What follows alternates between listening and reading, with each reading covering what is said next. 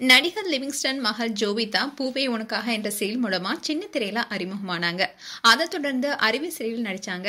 இந்த சீரியல் முடிஞ்சதுக்கு அப்புறமா ஜி தொலைக்காட்சியில மௌனம் பேசியதே என்ற சீரியல்ல நடிச்சிட்டு வந்தாங்க. திடீர்னு சீரியல் இருந்து நடிகை ஜோவிதா விலகுவதா அறிவிச்சிருந்தாங்க.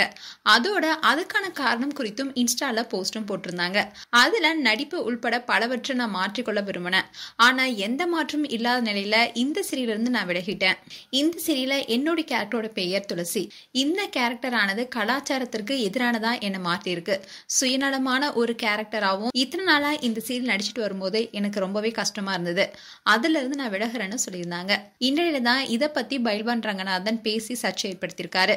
அதுல அவர் என்ன சொல்லியிருக்காருன்னா, கலாச்சாரத்துக்கு எதிரான கதாபாத்திரங்கள் நடிப்பதே எனக்கு பிடிக்கலன்னு ஜோவிதா சொல்லியிருந்தாங்க. அது மட்டும் இல்லாம எப்படியாவது சினிமா விட்டு விலகி வேற தொழில் செய்யணும்னு நினைக்கிறேன்.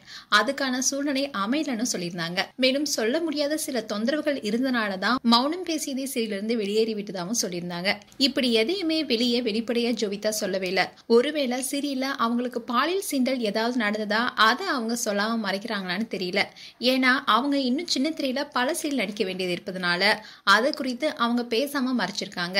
ஜோவிதா மட்டும் இல்லாம பல சின்ன திரை நடிகைகளும் இந்த விஷயத்துல வெளியே சொல்ல முடியாம தவிச்சிட்டு இருக்காங்க. இதுக்கு வேற ஏதாவது வழி இருக்குன்னா இல்லைன்னு தான் சொல்லணும். ஏன்னா இந்த பாலியல் சீண்டல் என்பது இன்னைக்கு நேற்று நடக்கிறது இல்ல. சினிமா ஆரம்பிச்ச காலத்துல இருந்தே இந்த சீண்டல் நடந்துட்டு தான் இருக்குன்னு பைல்வான் ரங்கநாதன் ஜோவிதா குறித்து பேசிய வீடியோ இப்போ சோஷியல் மீடியால வைரலாயிட்டு வருது.